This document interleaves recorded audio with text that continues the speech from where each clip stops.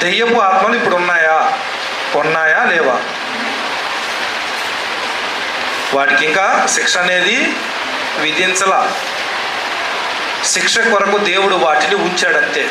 వాటిని ఇంకా నిత్య నాశనానికి అప్పగించలా. భూమి మీద అపవిత్రాత్మలు,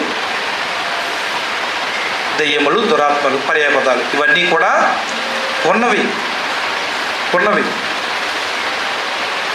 మరి అవన్నీ కూడా మన జోలికి ఎందుకు రావట్లేదు?